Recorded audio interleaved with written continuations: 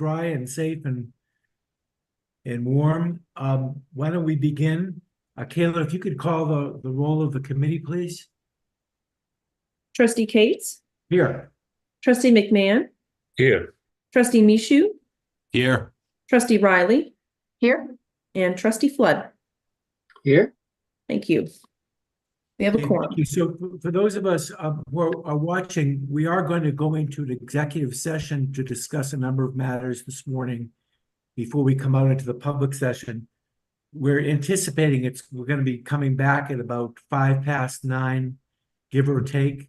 So thanks for your patience in waiting for us to go through that, and we'll now go into or talk about going to executive session. So could I have a motion for the Finance, Facilities, and Technology Committee of the Board of Trustees to go into executive session under the provisions of 1 MRSA Section 4056C to discuss the condition, acquisition, or disposition of real property or economic development if premature disclosure of the information would prejudice the competitive or bargaining position of the system. Is there such a motion? So moved. Second. Mike. I'm sorry, I didn't catch who made the motion. I have Trustee Riley, seconded by Trustee Michoud. Okay. Kayla, could you call the vote for a vote? Trustee Cates, Yes. Trustee McMahon, Yes. Trustee Michoud, Yes. Trustee Riley, Yes. and Trustee Flood. Yes. The motion carries. So Kayla, we don't need to do anything. You're just gonna move us over? Correct. Good, thank you.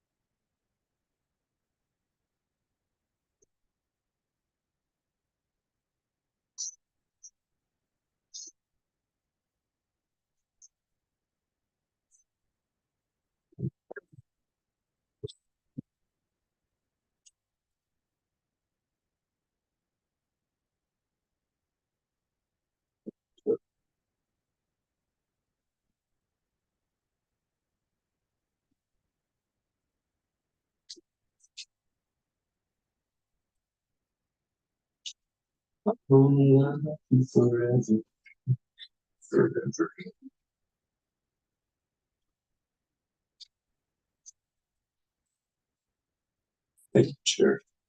Keep pushing this one when you get your gauge. Sure.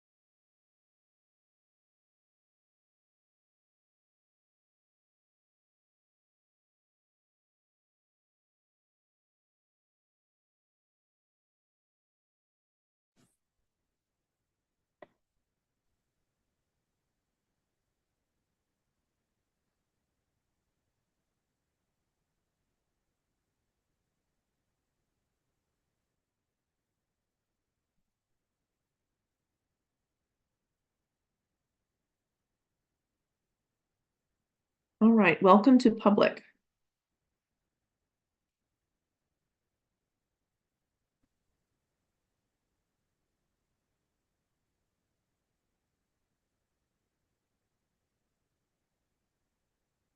Okay, we are back. There's a Yes. lot of, there are a lot of pictures that aren't open yet. We'll wait just a minute.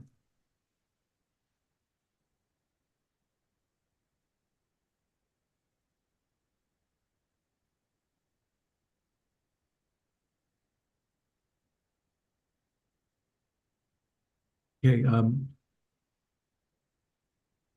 I'm showing that we're all back. okay, good, thank you. So for those of you who've been patiently waiting, thank you very much. We concluded the executive session pretty much on time, but thank you for your patience as we enter the public session. So I'd like to reconvene the FFT committee meeting and welcome everyone here. Remind all meeting participants to please leave your mic muted when you are not speaking. And now we'll begin the public portion of the agenda. And the first item, which is at tab 1 in our materials, is discussion about the Holton Higher Education Center transfer of ownership at the University of Maine at Presque Isle. And that will be presented by President Rice. Again, good morning, President Rice.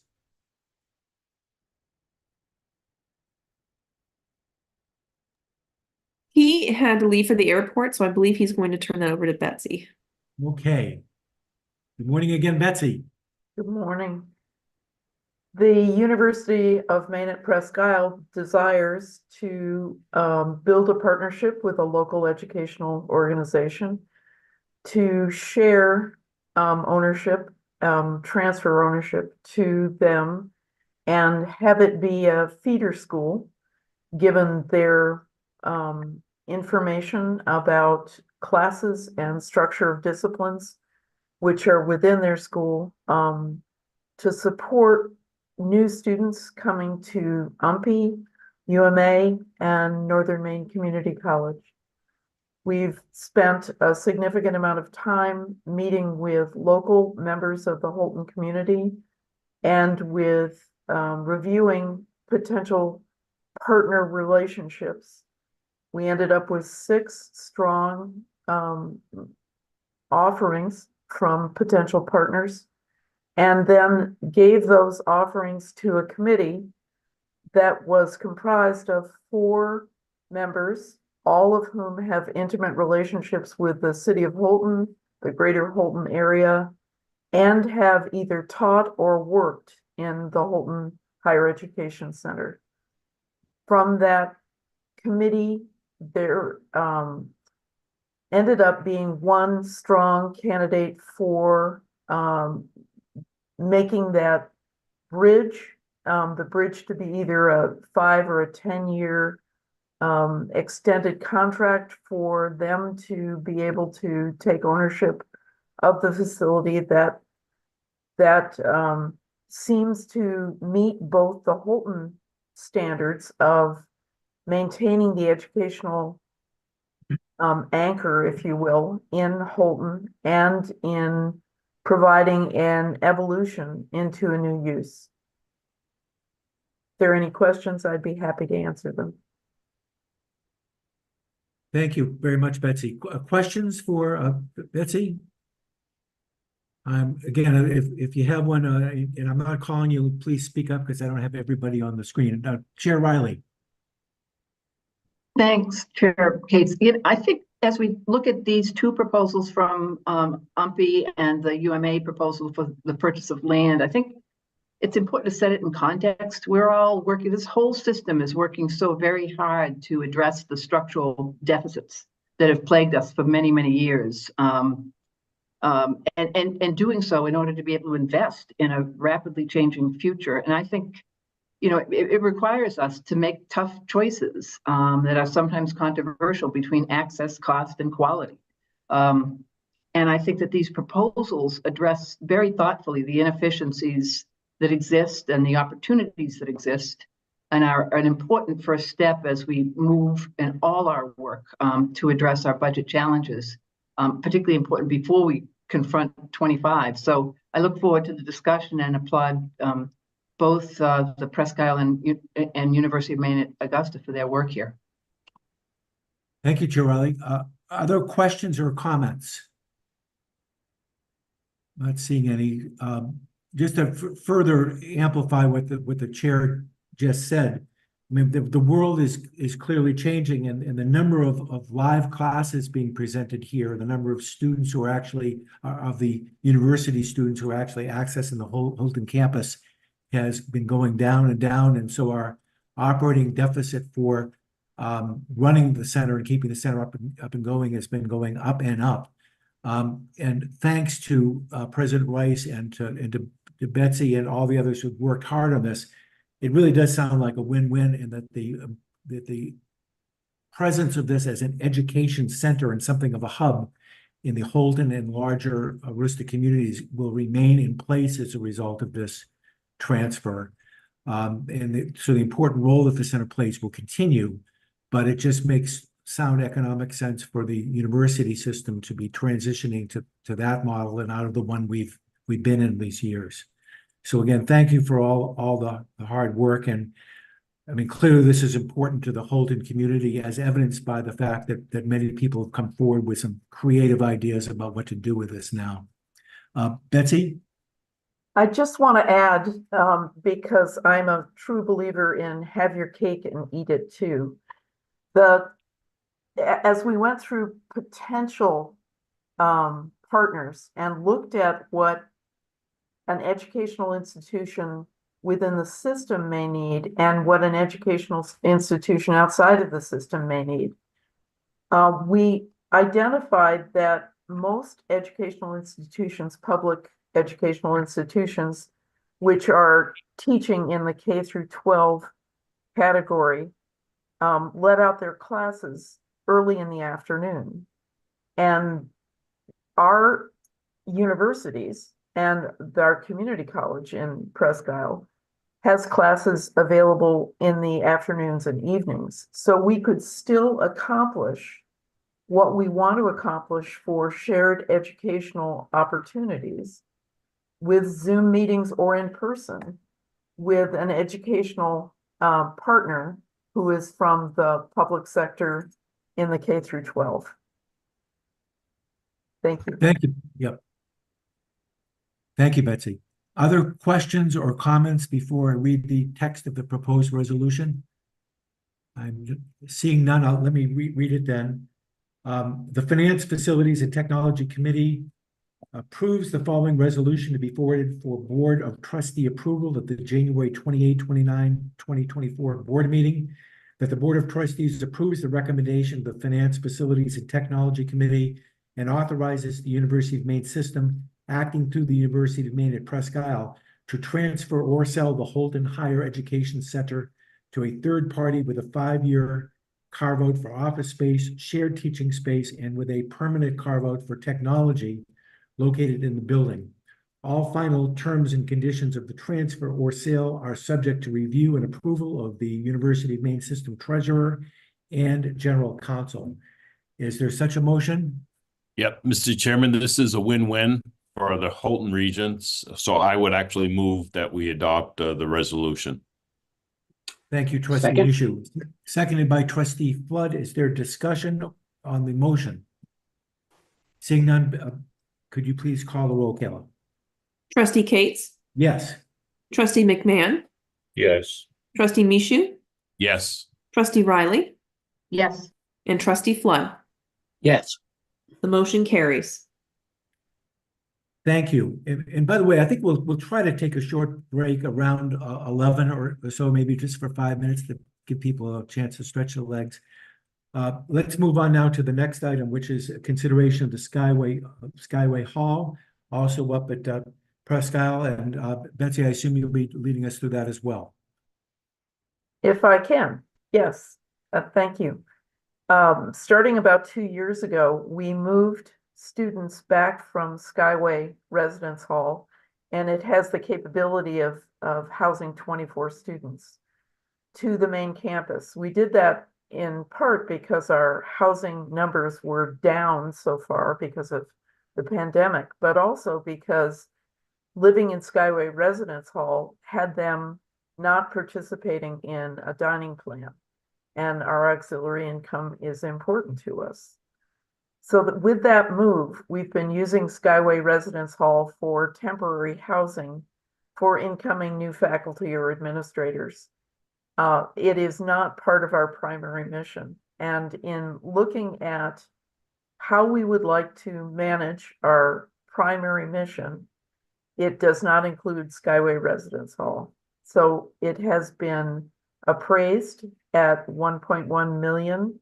And we believe we have had a quote back from at least one local partner who says they are willing and able to pay for that.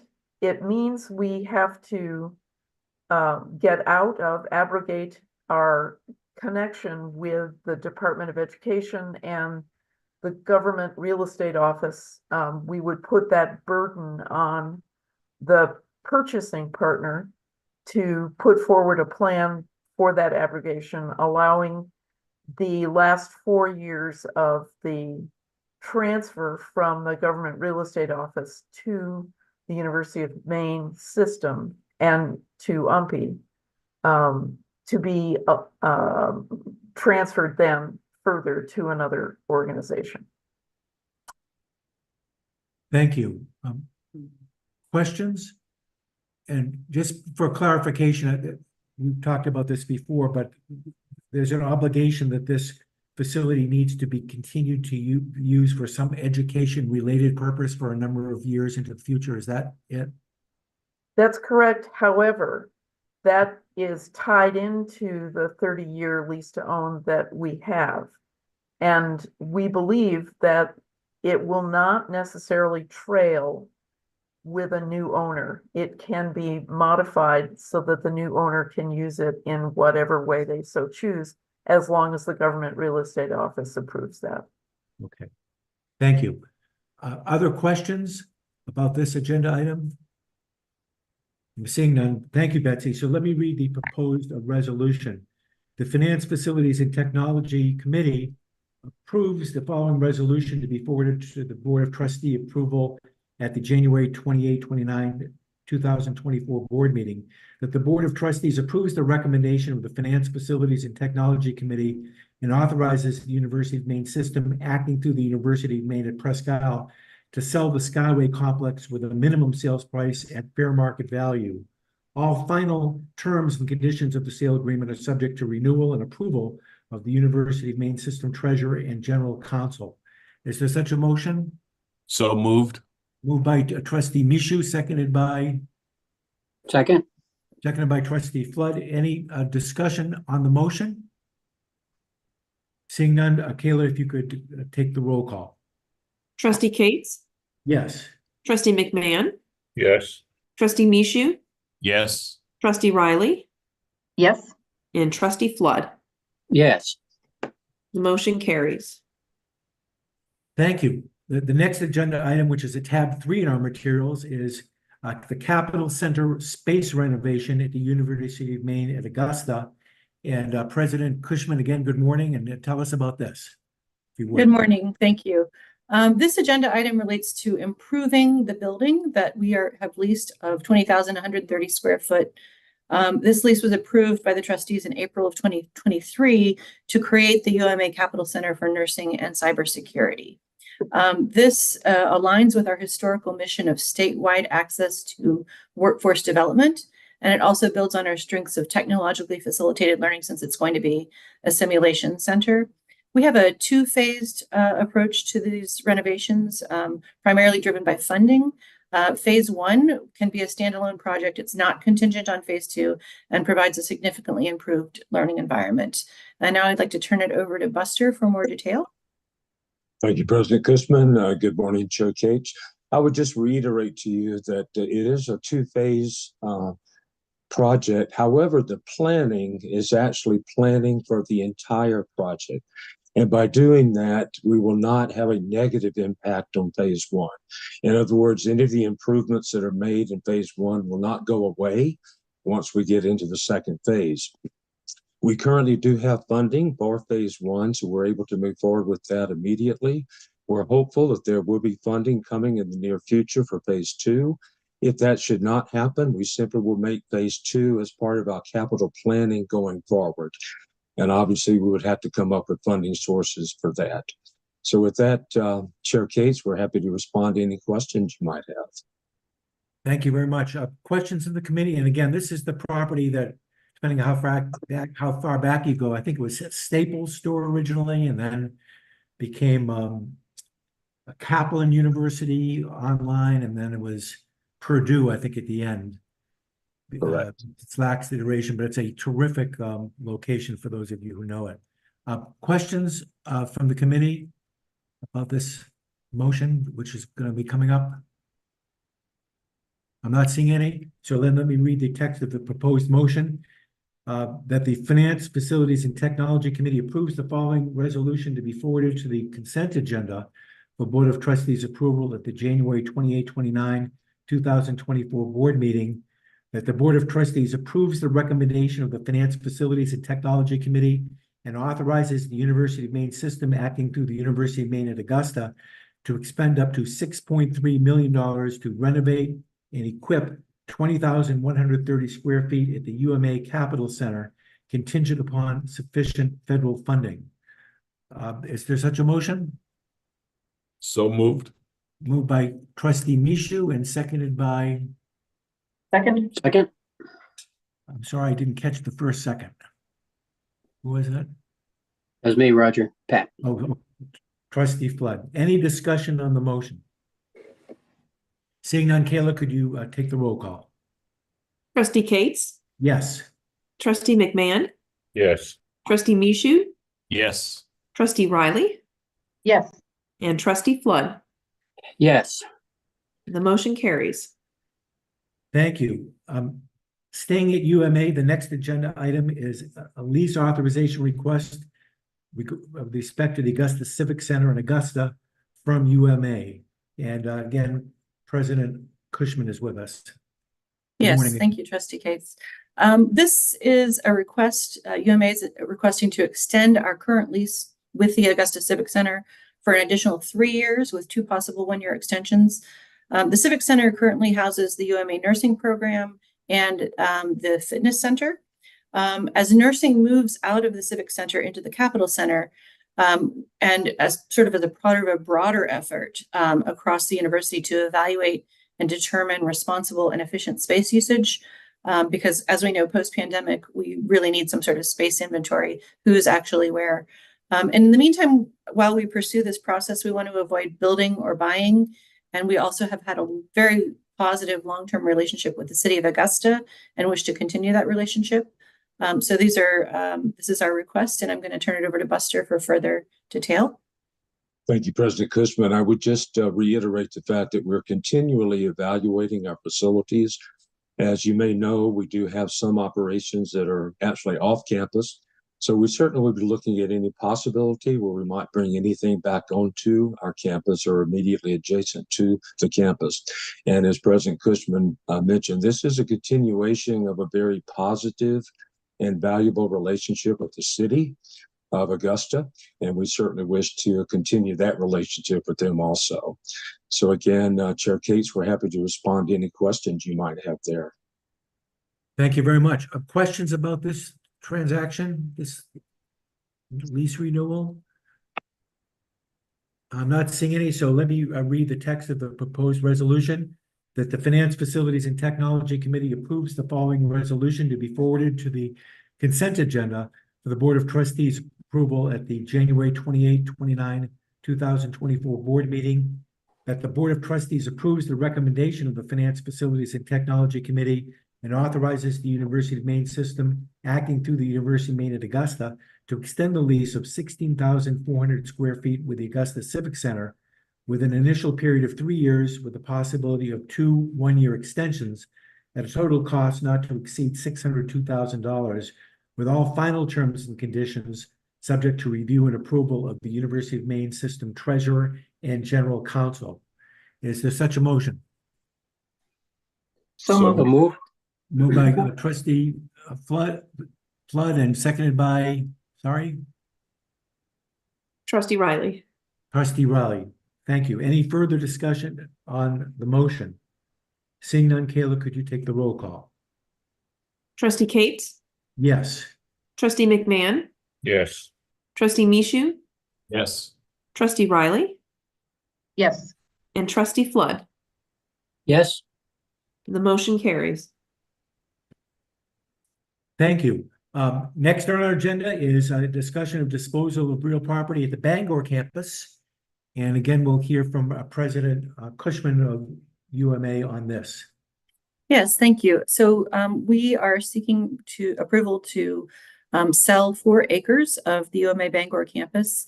This is also, in a way, part of our responsible space process that we're using across the university.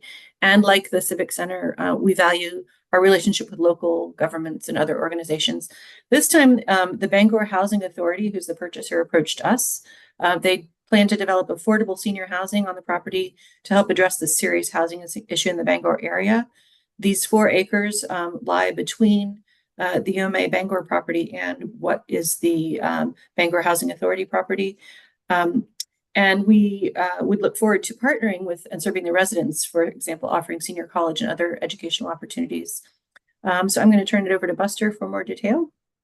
Thank you, President Cushman. I would just reiterate that this property is completely surrounded. One side is our campus. The other 3 sides are owned by the Housing Authority. So in terms of any outside development, it's somewhat limited in terms of what could be done there.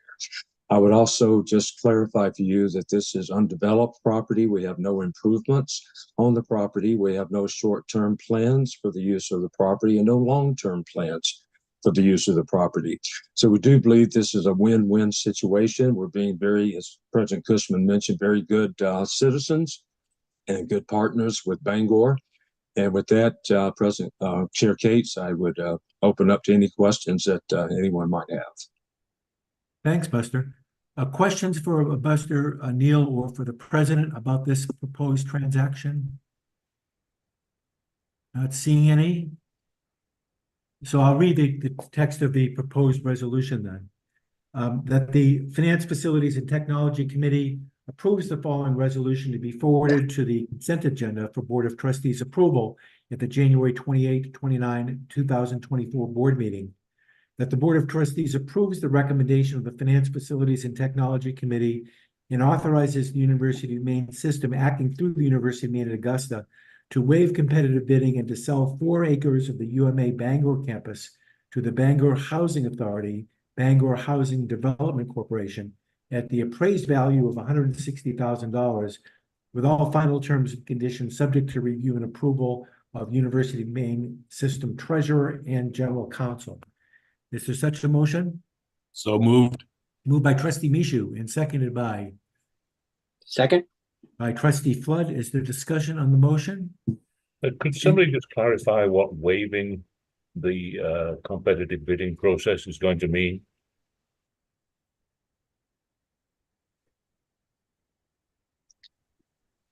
Gretchen, do you want me to respond? Do you want to respond? I saw you come off mute, so I didn't know if you were taking it, Buster. I'm happy to address that, and please feel free to fill in any blanks. Typically, when we dispose of property, we usually go out and either put it out for public bid or list it with a real estate agency.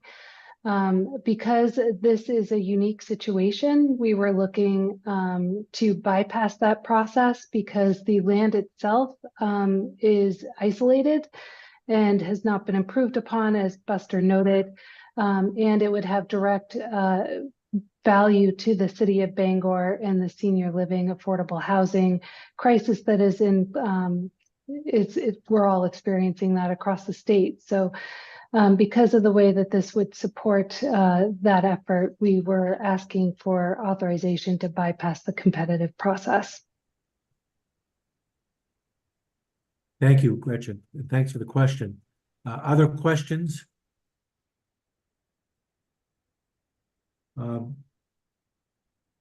Seeing that, I apologize. I lost track of where we are in the process. Did we Take a vote.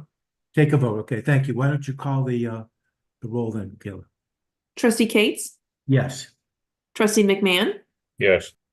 trustee Mishu, Yes. trustee Riley, Yes, and trustee Flood. Yes. Okay, thank you. The motion carries. Thank you, Kayla. The next agenda item is a discussion of the esports arena construction in Lower Brooks Dining Hall at the University of Southern Maine. President Edmondson. Thank you, Trustee Cates, and greetings from Portland, where the sun is beginning to shine. So I hope good weather is coming in your direction as well.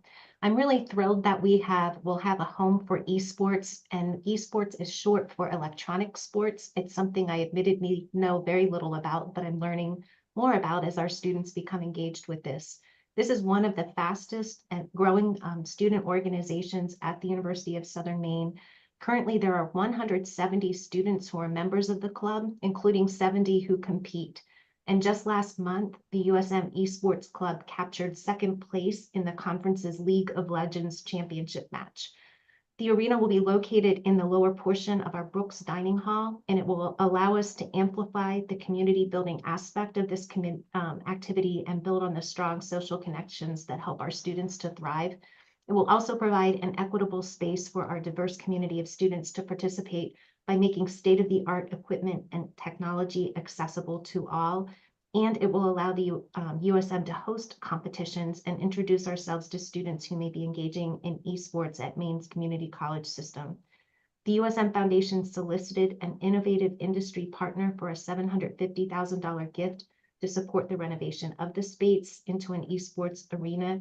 This is actually the biggest gift this particular partner has ever made, and the gift will be announced on January 31st at 10 a.m. on the Gorham campus, and the official name of the esports arena will be announced then. So we hope you might join us for that announcement. And with that, I will turn it over to our Vice President for Business and Finance, Justin Swift, for more details.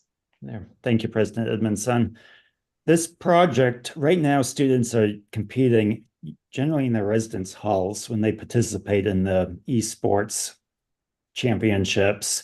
This construction in the Brooks Student Center will give us space to promote collegiality and institutional affiliation for our students.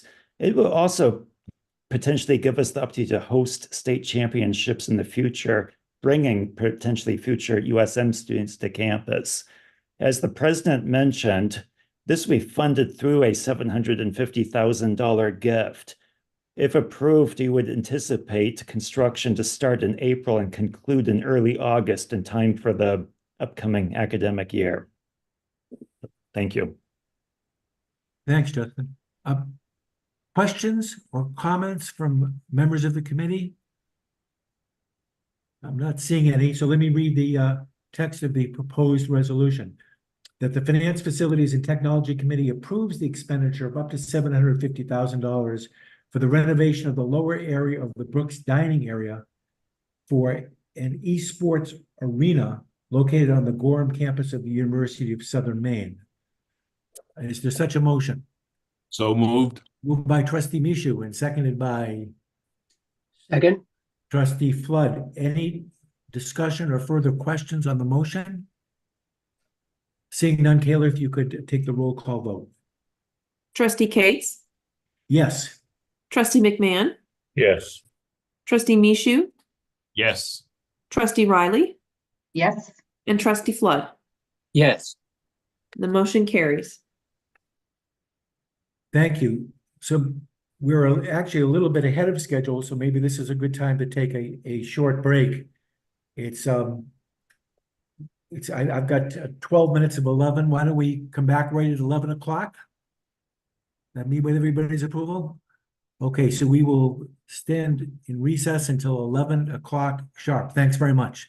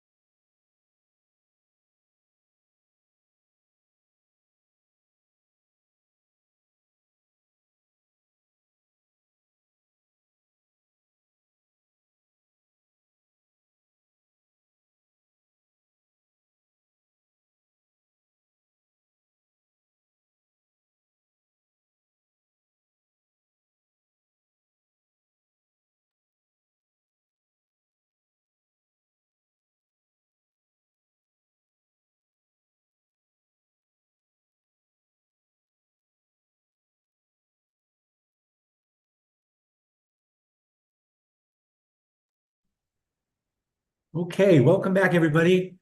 And good news, we're right on schedule. Everybody hear me okay? Okay, good. Well, just 1 second, please. So we will move on then to the next agenda item, which is the establishment of the Agnes Ann Walsh 41 Chair at the University of Maine. President Fernie Mundy. Thank you. Thank you, Trustee Cates. This is an exciting and wonderful item that we bring to you, but we seek to establish a new named chair based on the gift of $1.044 million in the name of Agnes Ann Walsh. And this would be for an outstanding faculty member in the Department of Modern Languages in the College of Liberal Arts and Sciences. Agnes Ann was just a phenomenal person, and I was fortunate to meet her. She passed away in 2021 at age 100, won the Stillwater Award here in 2019, and gave an incredibly memorable speech at that evening event. This endowment would supplement annual salary and then with a balance used toward other operating costs for the faculty member. So we propose your authorization to establish the Agnes Ann Walsh Class of 41 Chair. Thank you, President. In what discipline? It is in modern languages. Okay. She was a teacher actually herself and had a career as a K-12 teacher. Thank you. Questions or comments from the group? It's a wonderful gift and a wonderful motion I'm about to make. So I'll read the text of the resolution that the Finance Facilities Technology Committee approves the following resolution to be forwarded to the consent agenda at the January 28, 2024 board meeting. That the Board of Trustees approves the recommendations of the Finance Facilities and Technology Committee and authorizes the establishment of the Agnes Ann Walsh 41 Chair. Is there such a motion? So moved. Moved by Trustee Minshew and seconded by Chair Riley. Any discussion on the motion? Seeing now none, Taylor, could you take the roll call vote, please? Trustee Cates, Yes. Trustee McMahon, Yes. Trustee Minshew, Yes. Trustee Riley, Yes. and Trustee Flood. Yes. The motion carries. Thank you very much. Next agenda item, which is a tab 8 in our materials, is the ASCC temporary office trailer lease at the University of Maine. And again, President Fernie Mundy. Thank you. The Advanced Structures and Composites Center continues its growth and its national visibility and presence in a number of different domains. And this resolution for your consideration is to authorize the extension of a lease for a temporary office trailer for the center. The work that goes on there is in support of offshore wind and communications programs. This would be a temporary office trailer that would be used during the construction of the Green Engineering and Materials Factory of the Future, GEM. When GEM is completed, the staff that would be in the temporary office can be relocated. So we propose for your consideration a 26-month lease at a total of $112,183 to be covered by ASCC's general operating budget. Thank you. Questions for the president on this matter? Seeing none, let me read the text of the proposed resolution. That the Finance Facilities and Technology Committee approves the following resolution to be forwarded for the Board of Trustees approval at the January 28, 2024 board meeting. That the Board of Trustees accepts the recommendations of the Finance Facilities and Technology Committee and authorizes the University of Maine system acting through the University of Maine to extend a lease for a Will Scott temporary office trailer for a total cost of $112,183.82 and to expire December 31, 2025. All final terms and conditions of the lease will be subject to review and approval by the University of Maine System Treasurer and General Counsel. Is there such a motion? So moved. Moved by Trustee Minshew and seconded by Second. Trustee Flood. Any questions or discussion of the motion? Seeing none, Kayla, could you call the roll, please? Trustee Cates, Yes. Trustee McMahon, Yes. Trustee Mishu, Yes.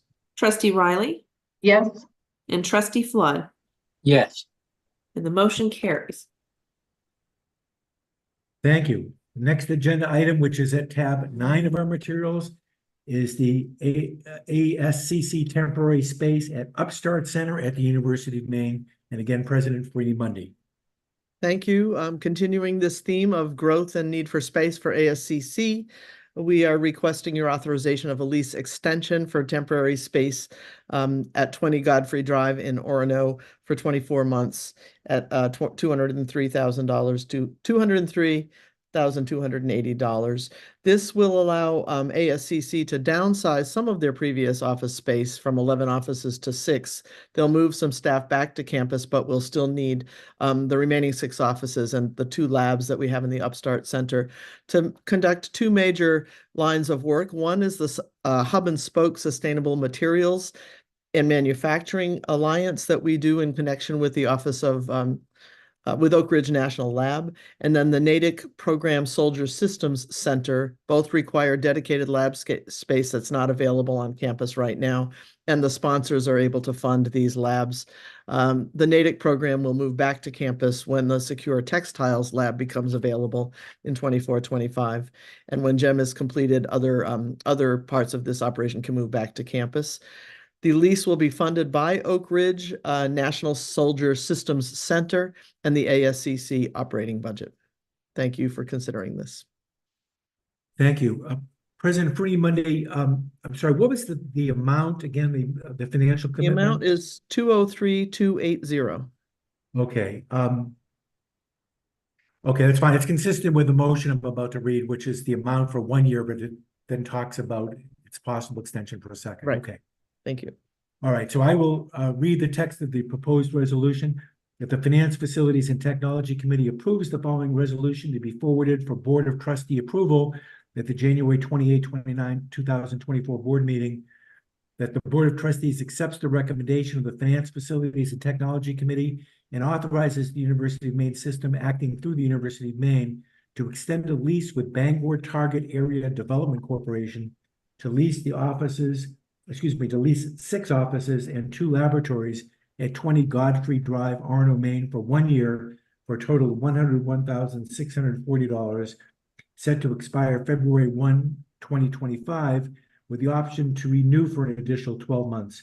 All final terms and conditions of the lease will be subject to review by the University of Maine System Treasurer and General Counsel. Is there such a motion? So moved. By Trustee Mishu and seconded by second, by Chair Riley. Any discussion on the motion? Seeing none, Kayla, could you please take the roll call vote? Trustee Cates, Yes. trustee McMahon, Yes. trustee Mishu, Yes. trustee Riley, yes, and trustee Flood, Yes. and the motion carries. Thank you. Next on the agenda, which is at tab 10 in our materials, the Bear Brook Watershed lease by the University of Maine. Again, President Freeney Mundy.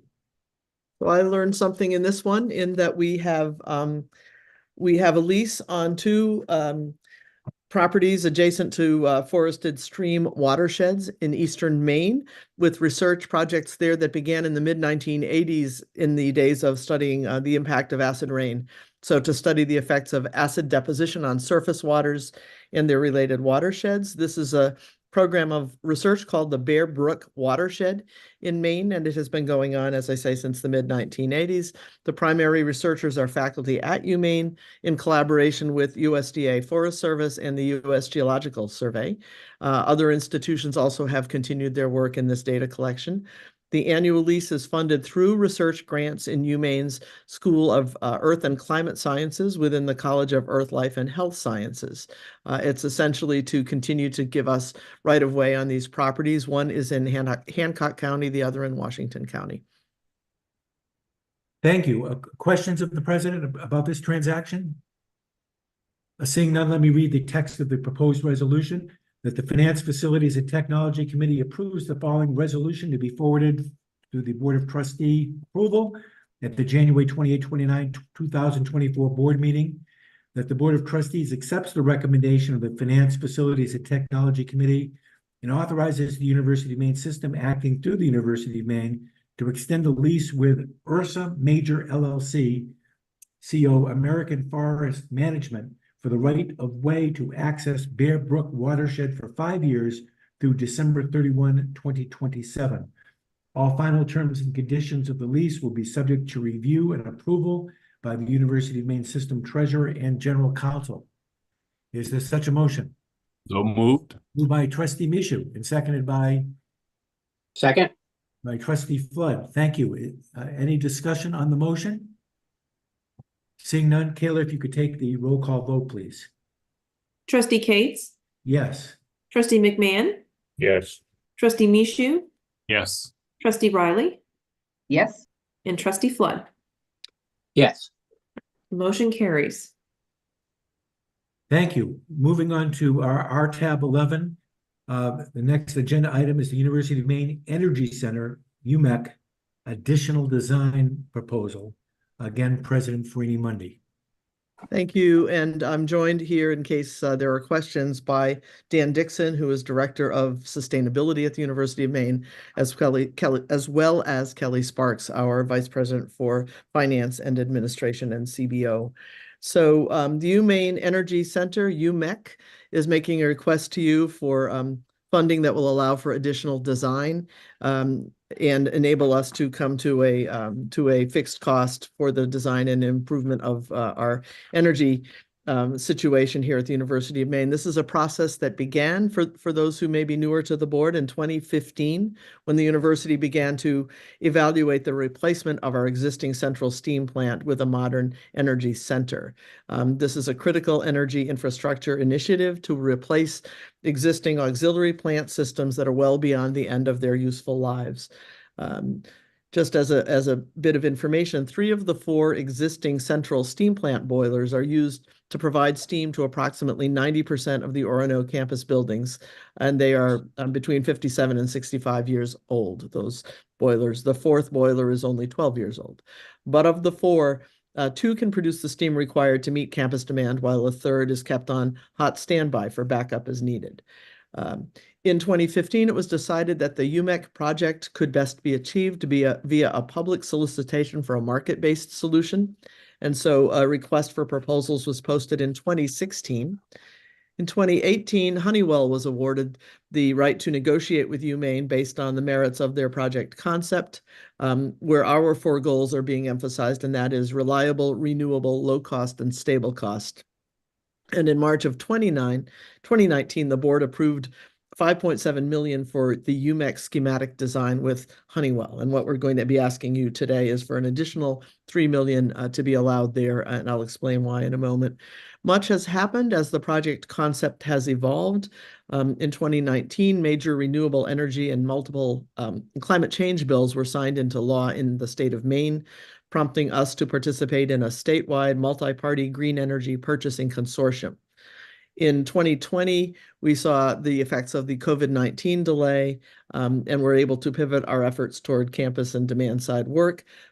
By 2021, the analyses indicated that a new West Campus biomass and natural gas plant would be the most favorable option. And so we've determined that the existing steam plant, which is a major fossil fuel emitter for the entire state and the system, needed to be replaced in support of our climate goals as well. So we have executed a design build agreement with Honeywell to begin schematic engineering on a central steam plant addition, consisting of dual fuel liquid and gas boilers, new auxiliary equipment, and significant campus electrical system upgrades. So we are requesting your authorization here to increase the spending from $5.7 million to $8.7 million to complete the full design of the UMEC facility to arrive at a firm fixed price from Honeywell. And the university anticipates this design phase will take about a year to complete, at which time we'll bring you a request for authorization with the firm fixed price for construction.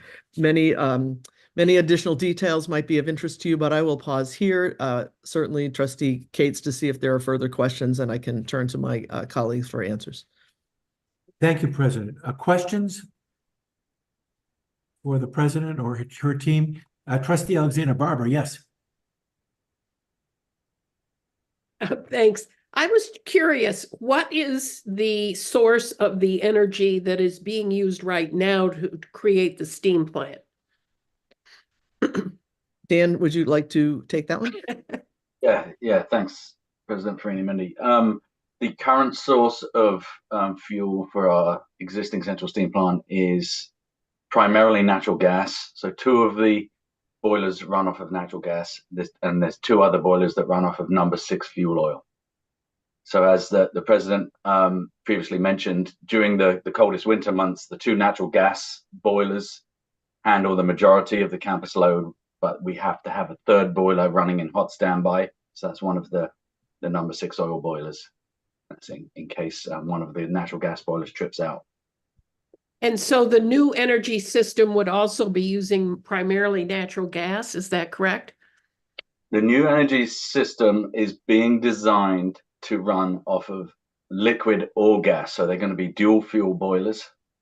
And we are looking primarily at renewable liquid biofuels as our primary fuel. Renewable natural gas is an option, but it's very expensive. What is renewable liquid? What I don't know. I'm not familiar with that term. What is that? Sorry. Let me elaborate a little.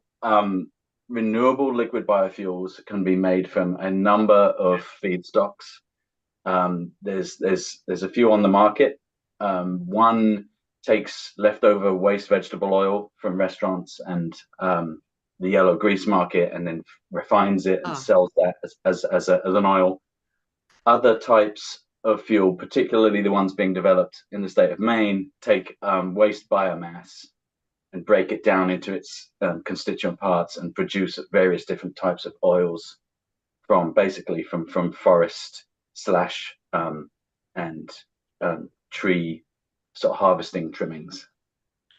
And is Honeywell going to enter into just a construction contract, or is this a fuel provider type of contract as well?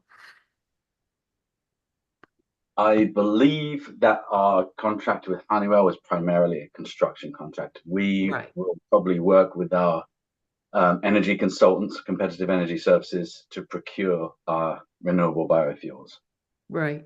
And are you aware of any renewable biofuel systems in effect in the state of Maine? I'm not, and wondered if they actually exist here, because you have to have quite a system to create natural gas at a quality that can be used in your boilers for that type of fuel. Yeah, thanks for that comment. You're absolutely right. I recently went on a tour of Juniper Ridge, and I looked at their renewable natural gas production facility. They're currently producing renewable natural gas there, and they're in the process of installing a compression facility so they can compress it to pipeline pressures and inject it into the national distribution system. Again, there are various types of renewable biofuels out there, some in gas form, some in liquid form, and we're designing the plant to be able to make use of as many of these as is reasonably and financially feasible. Right. So that's a future objective of the design feature, and not a set of investments at this time in actually producing that kind of gas. Is that correct? We will not be producing our own fuels. We will be purchasing renewable fuels from fuel producers. If they exist. Precisely, yeah. And there are a number that currently exist, and there are a number in development as well. Okay. Well, thank you. That helps me understand the nature of the new facility, and I am sure, I have no doubt that it will be a more efficient set of generating facilities than the current old ones. There's no question about that. Thank you. Thanks. Thank you, Trustee. Trustee Michoud. Yeah, thank you very much, Mr. Chair. Yeah, to follow up on the previous trustee, Yes, there are actually a couple. There's Biofine, which has actually worked with the university. They're looking at, and I think they have a lease option or a lease for the Lincoln Mill. So they're can produce biofuel. Also, Ensign, which is currently in operation in Canada.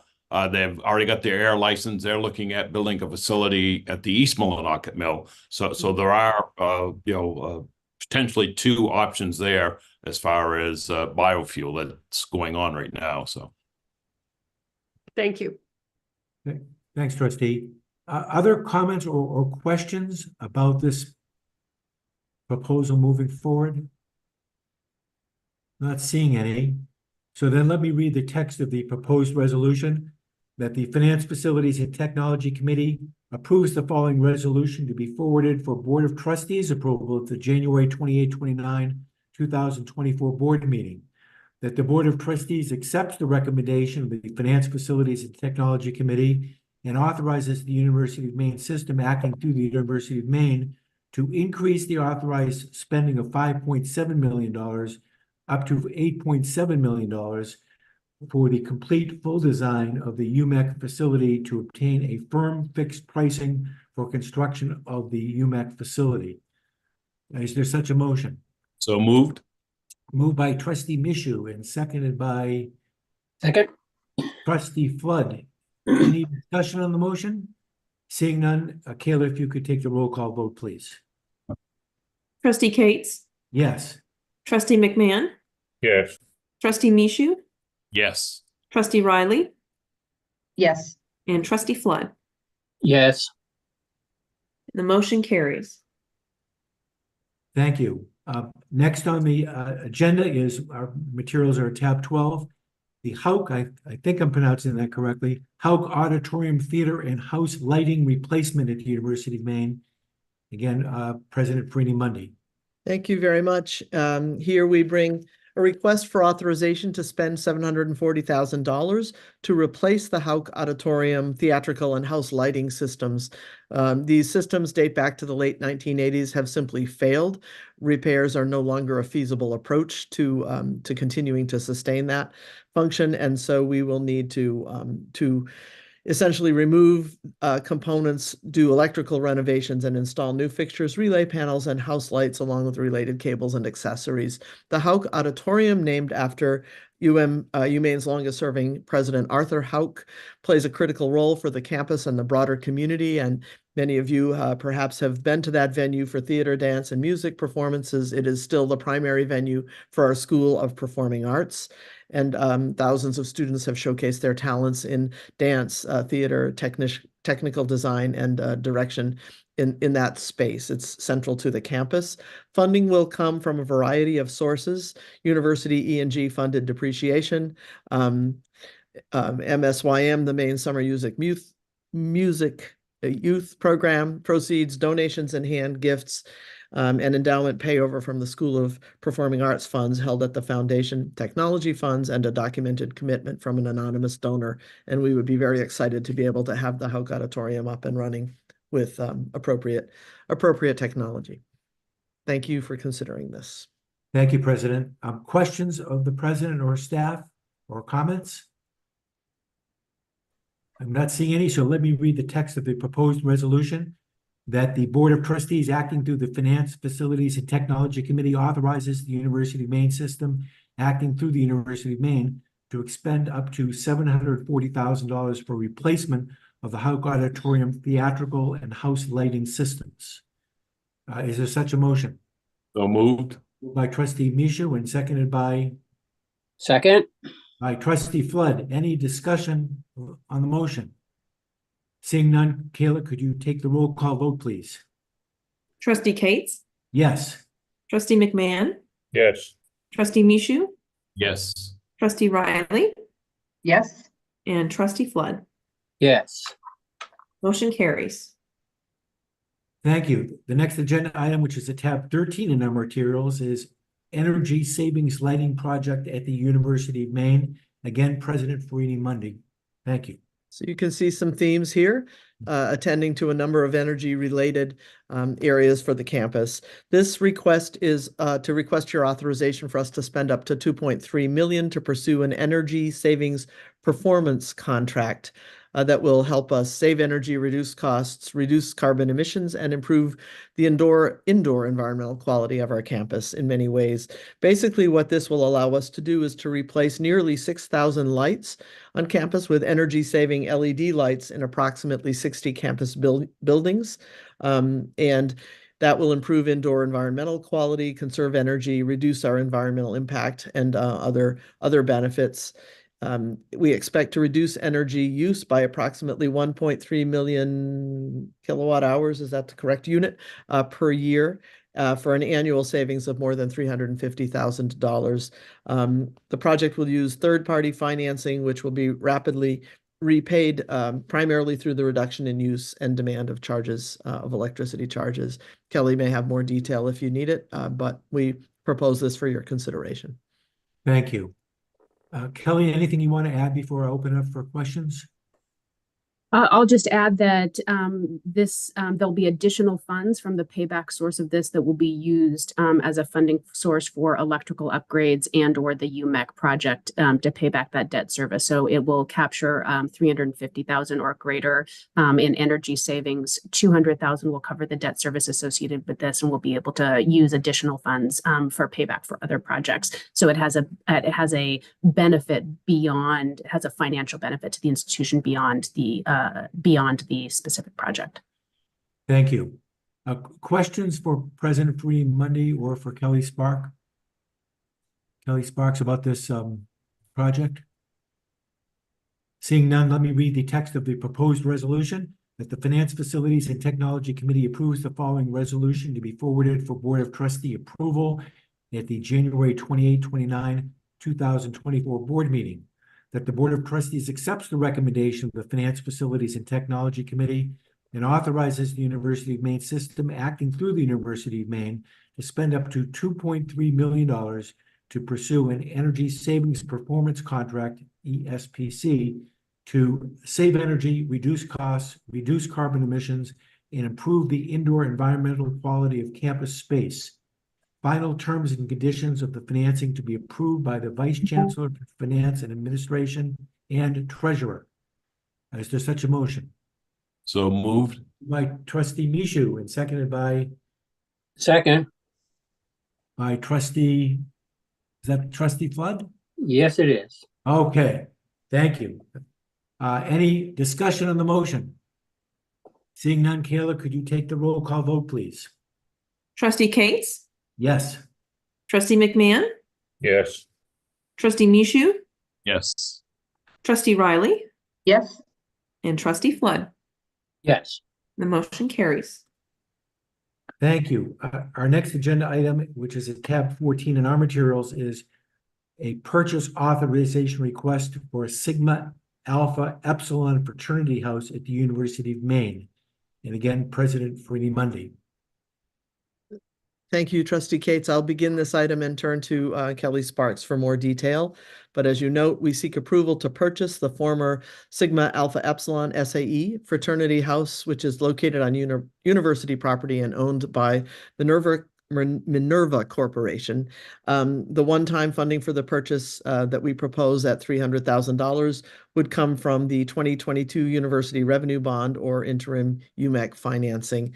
And we can explain more about the history here, but this is considered an enabling project for the University of Maine energy initiative because the house is located right next door to the power plant. Our relationship with the fraternity was terminated in 2019. There are some details that Kelly can provide about timelines since then and how we've arrived at this proposal to you. Kelly? Terrific. Thank you, President Free-Mundy. Yes, so in 2019, we terminated the on-campus fraternity relationship with the SAE House. They continue to lease the house for outside use, for residential use, up until the end of their lease in May of 2023, at which we let them continue to occupy the building through August of 2023. We communicated to them in 2021 our intent to repurchase the house and to use the associated land for the extension or the building of the future energy center, as President Free-Mundy said. At that time, we began the process of seeking an appraisal for the property. We offered the Minerva Corporation 3 options: the opportunity to get an appraisal on their own, the opportunity to remove the building and property, their personal property, from our lands if they so wished, and or the opportunity to vacate the property. We have pursued an appraisal that came in at $300,000. We have offered them that price, and they have agreed to it in the signed purchase and sale agreement that we're seeking your support for today as a part of this approval process. I will pause there and open for any questions that you may have. Questions? So Kelly, there is a signed purchase and sales agreement from the university and the fraternity? That is correct, Trustee Cates. Thank you. Questions? Yes, Chair Riley. Thank you, Chair Cates. I appreciate the information. We have received information from the Minerva Corporation. I have very fond memories of SAE, and I know that the leadership of that organization are deeply devoted to the institution. So we've really reviewed their concerns, and I think it's an unusual situation in that the university owns the land, and we're only talking about the building. And I think I just want to make clear that we have reviewed their concerns about the purchase price, but we do have a purchase and sale agreement, and the timing of this is essential to make sure that we can move forward with the energy initiative. So I just want to make very clear that the committee has looked at that letter with some deliberation. Thank you, Chair Riley. Other comments or questions? Seeing none, I'll read the text of a proposed resolution here. That the Finance, Facilities, and Technology Committee approves the following resolution to be forwarded for Board of Trustee approval at the January 28-29, 2024 board meeting. That the Board of Trustees accepts the recommendation of the Finance, Facilities, and Technology Committee and authorizes the University of Maine system acting through the University of Maine to spend up to $300,000 for the purchase of the SAE House owned by the Minerva Corporation located on university property at 117 College Avenue, Orono, Maine. Is there such a motion? So moved. Moved by Trustee Michew and seconded by? Second. Trustee Flood. Is there discussion on the motion? Seeing none, Kayla, could you please take the roll call vote? Trustee Cates? Yes. Trustee McMahon? Yes. Trustee Michew? Yes. Trustee Riley? Yes. And Trustee Flood? Yes. The motion carries. Thank you. Our next agenda item, which is at tab 15 in our materials, is the Sean Walsh Center and Alphon Arena renovations and additions as part of the UMS Transforms Athletic Project at the University of Maine. And once again, we turn to President Free-Mundy. Thank you, Trustee Cates. And I'm pleased to be able to bring you this item in light, especially of yesterday's announcement of the additional $80 million that have generously been provided now by the Alphon Foundation for the build out of Division I athletics capital master plan. We're extraordinarily grateful for that gift. The request in front of you today is for renovations and construction of a new wing for the Sean Walsh Center and Alfond Arena that would further our state's only Division I hockey program, improve athlete safety, advance gender equity, and provide additional community venue suitability for the entire state of Maine. We would make upgrades and modifications to an existing and outdated facility to reduce deferred maintenance, modernize these prominent athletic facilities, and positively affect student athlete recruitment and retention, and obviously improve the fan experience as well. The project would include the renovation of approximately 21,000 square feet of existing space and the addition of approximately 18,000 square feet of new space. We're happy to go into detail about the specifics that would occur in each of those areas, but what we are requesting today is authorization to spend up to $46 million for renovations and constructions of 2 additions to the Sean Walsh Center and to the Alfond Arena as part of UMS Transforms and as part of our athletics 10-year master plan. Again, we have folks on the phone. Our athletic director, Jude Killey, has joined us as well. We can answer questions and go into far more detail if you would like. Thank you, President. Questions for the president or for our athletic director at the university about this project? Seeing none, we'll get to a vote in just a second, but this has become a recurring theme here, the continued incredible generosity and vision of the Harold Alfond Foundation and the UMS Transforms. Today we're dealing with a part of it that relates to athletic fields and construction, but their contributions and their pledges with respect to academic programs come before the board all the time as well. And it's just an incredible commitment that the foundation has made to the state of Maine, which is incredible by Maine standards, but also by national standards in terms of the amount of their generosity. So once again, we thank them for their vision.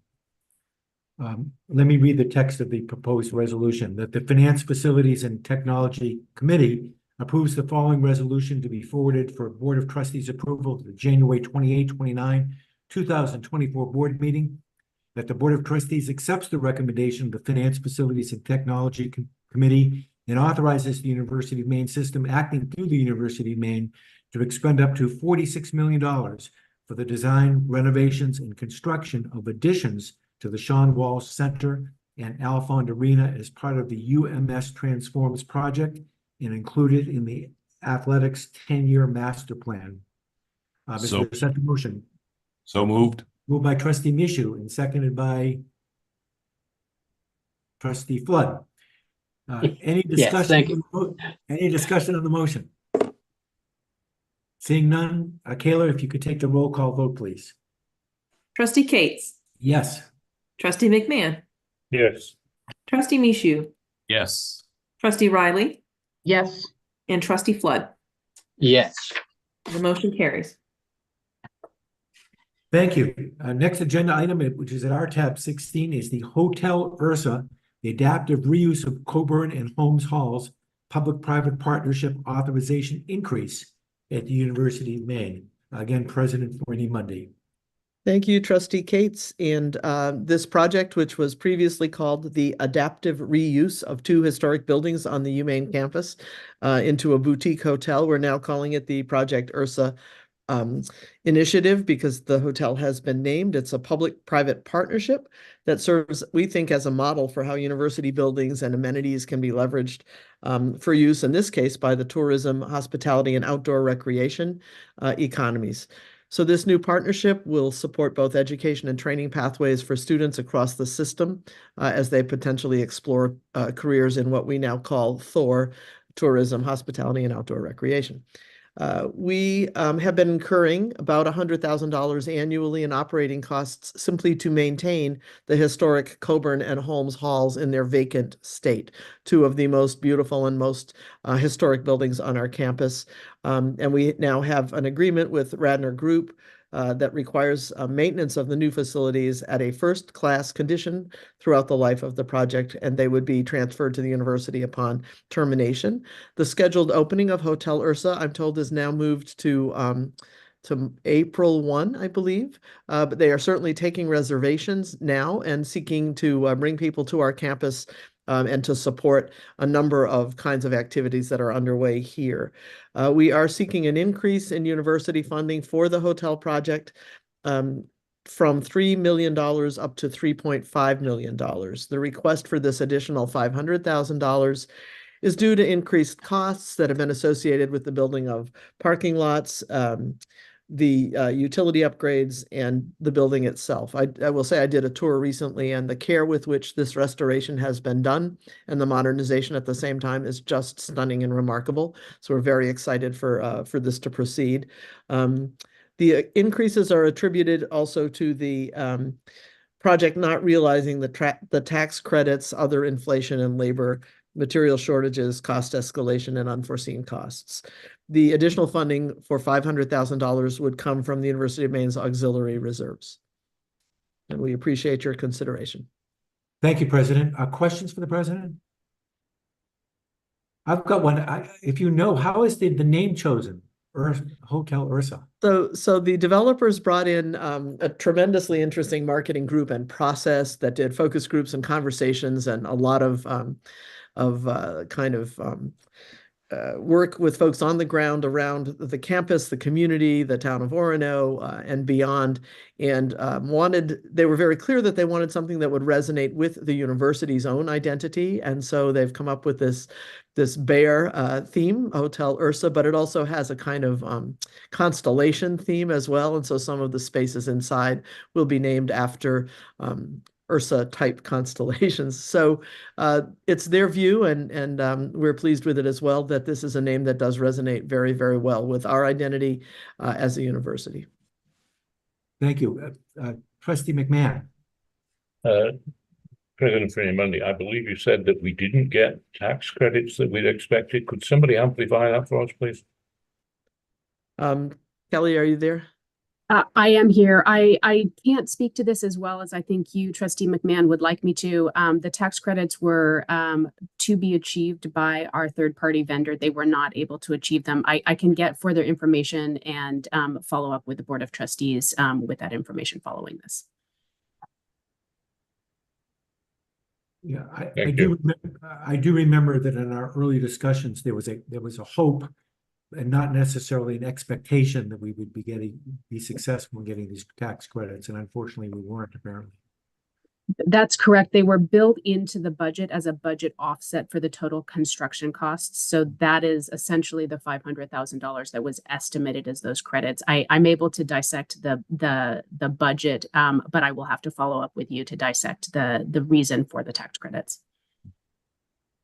Thanks. Other questions about this project? I'm not seeing any, so I'll read the text of the proposed resolution.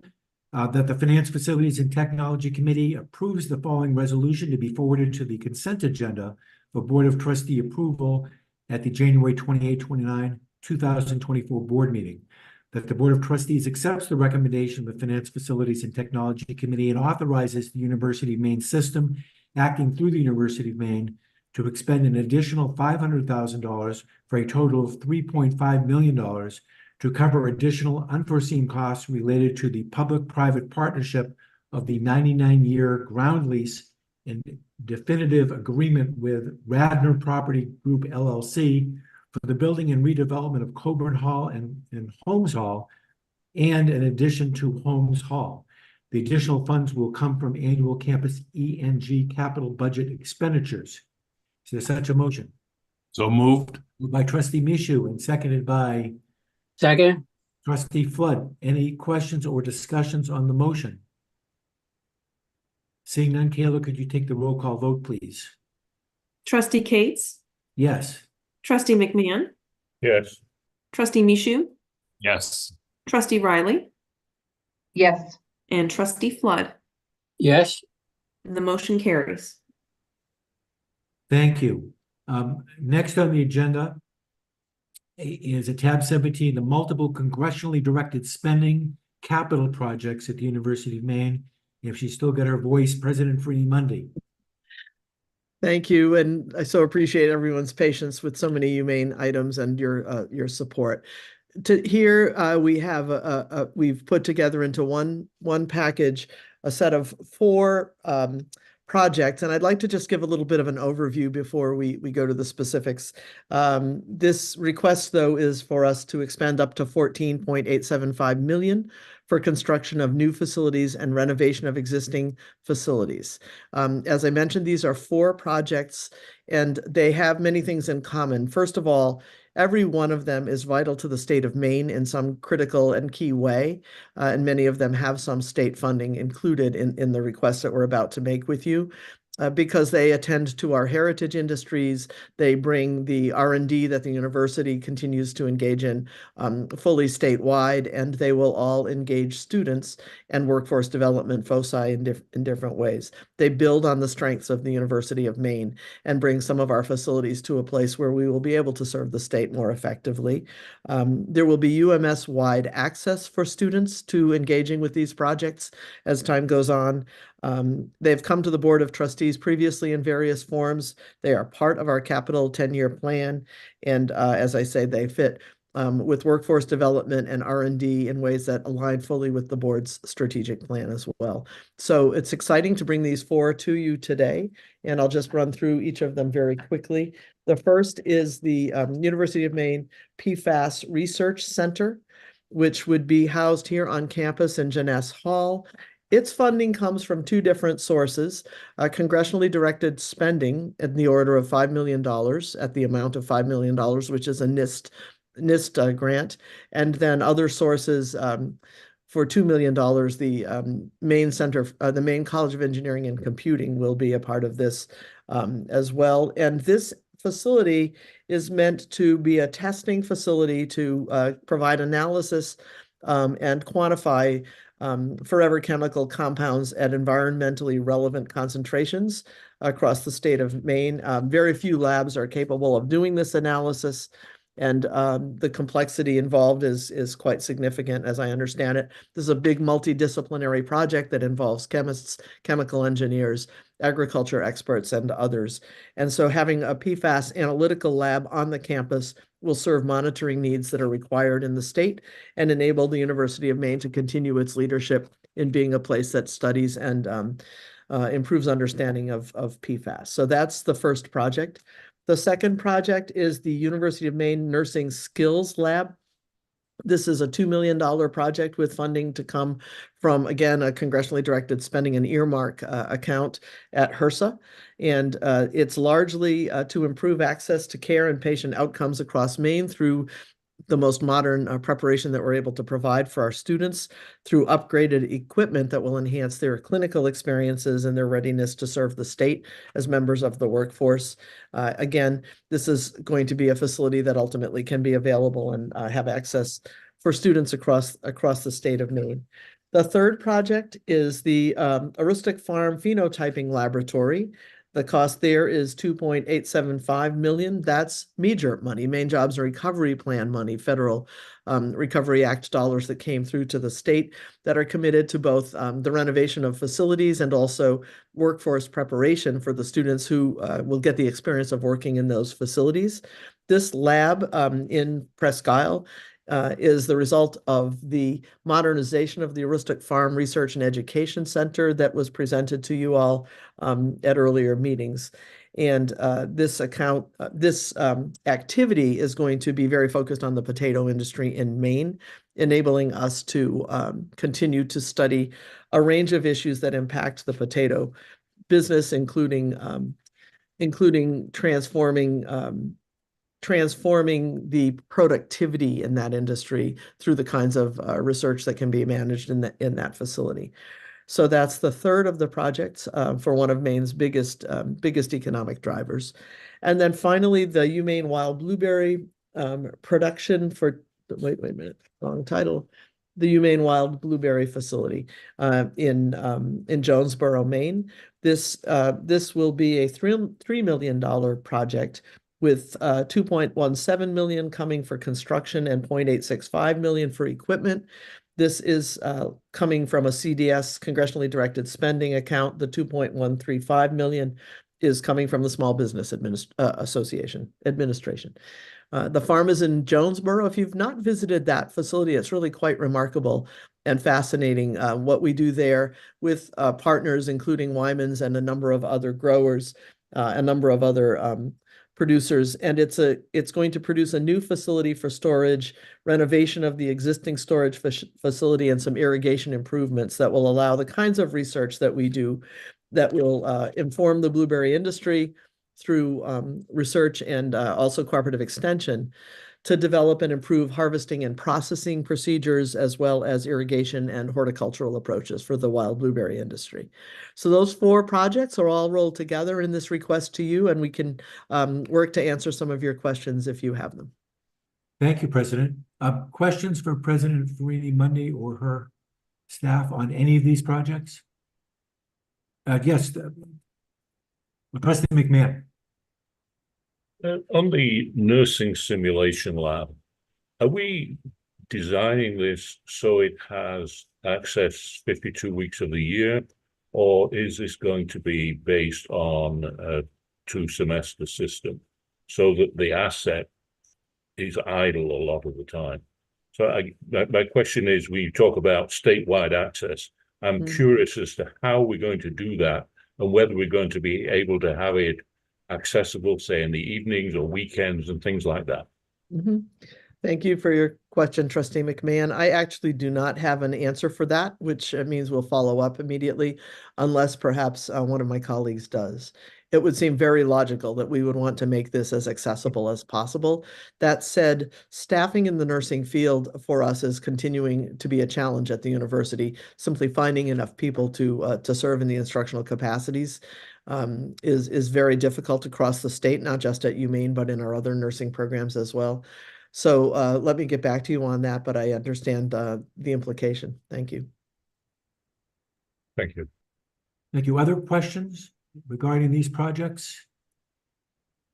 I'm not seeing any, so I'll then read the text of the proposed resolution that the Finance, Facilities, and Technology Committee approves the following resolution to be forwarded for Board of Trustee approval at the January 28, 2024 board meeting, that the Board of Trustees accepts the recommendation of the Finance, Facilities, and Technology Committee and authorizes the University of Maine system acting through the University of Maine to expend up to $14,875,000 for the construction of new facilities and renovations of existing facilities, of which up to $7 million for UMaine PFAS Research Center, up to $2 million for Nursing Skills Lab as part of improving access to care and patient outcomes across Maine, up to $2.875 million for the Aroostook Farm Phenotyping Laboratory, and up to $3 million for the Wild Blueberry Production for Changing Markets and Climates project.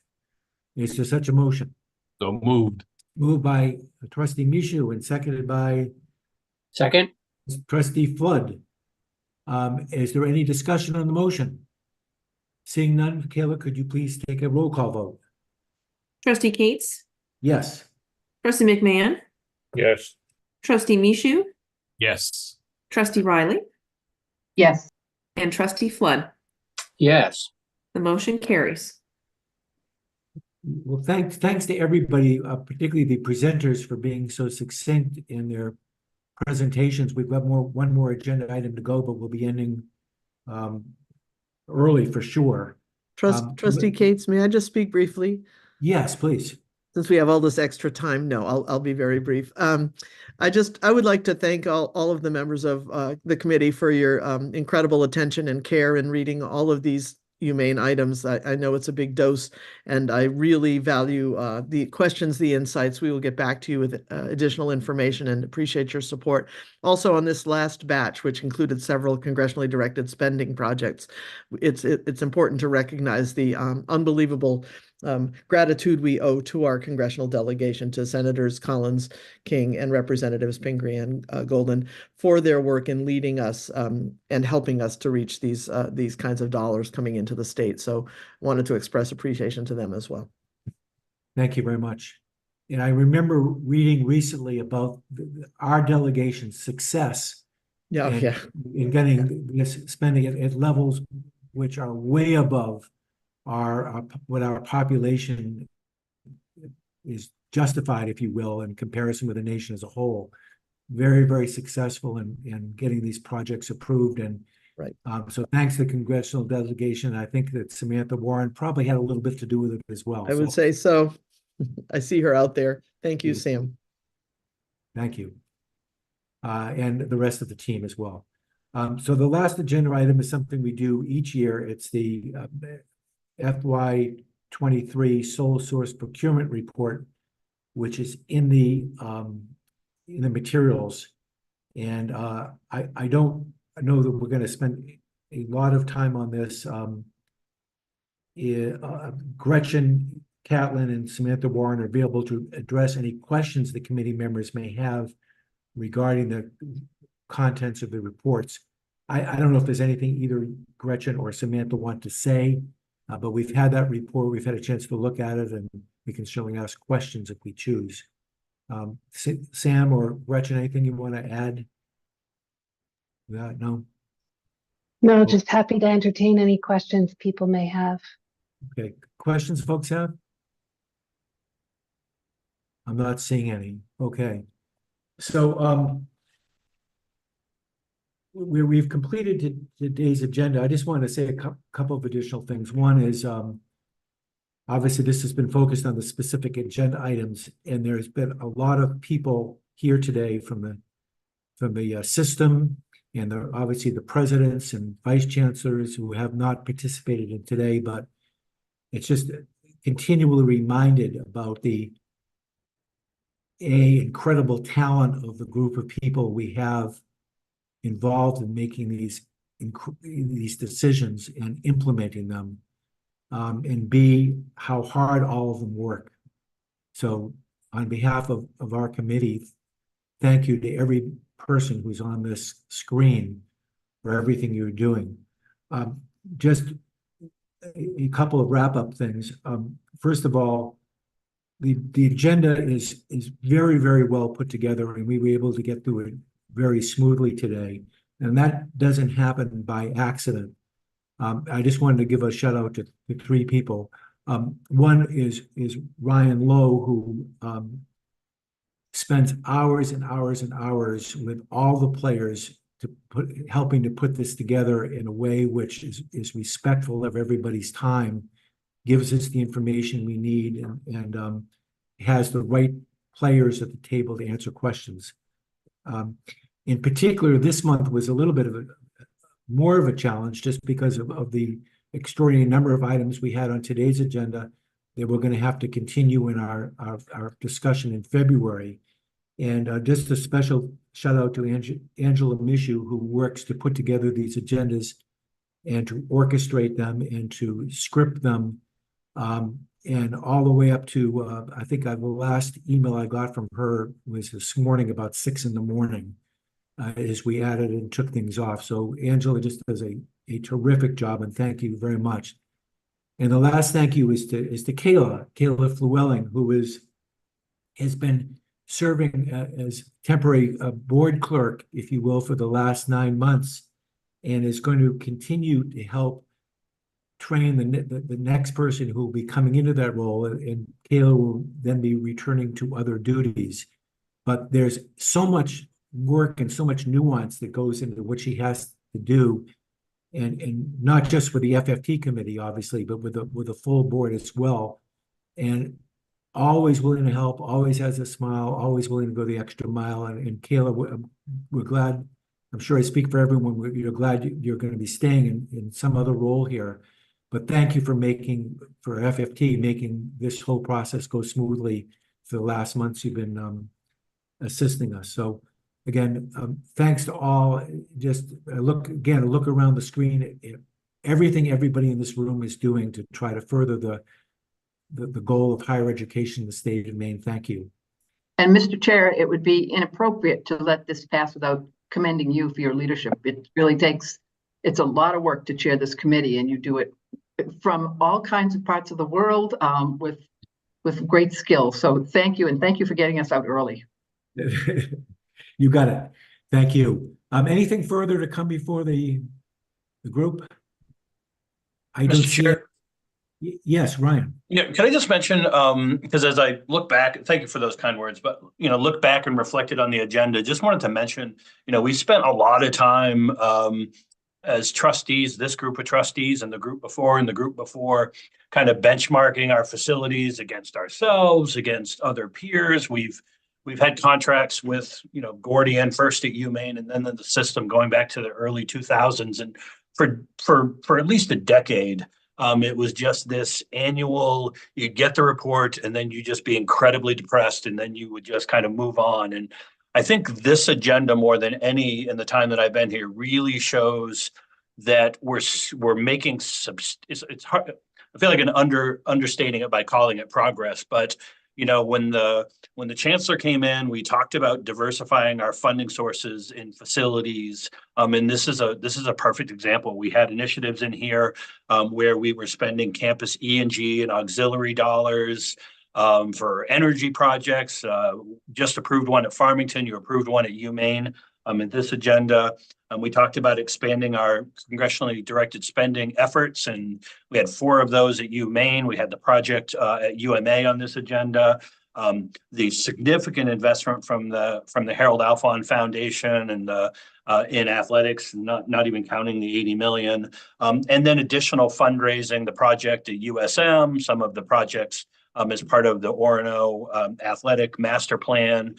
So really starting to see some substantial movement on that. We're starting to see some of those numbers move in the Gordian report that we do every year, and just really appreciate the efforts of everyone on the screen and those that are not, and especially for the board for keeping us focused on those efforts. Thanks, Ryan. Thanks for the reminder. Gretchen? Thank you. While we're in the spirit of gratitude, I just wanted to make sure that I recognized 2 key members of my staff that really help organize the FFT items as well in coordination with Angela Mishu, and they are Jessica Howe and Kim Moody on my staff. They really help us bring some more organization and detail to these presentations. So thank you for their support as well. Thank you, Gretchen. Any further comments for the good of the order? Not seeing any. I asked this question at the end of every meeting because I can't remember. Do we need to move to adjourn?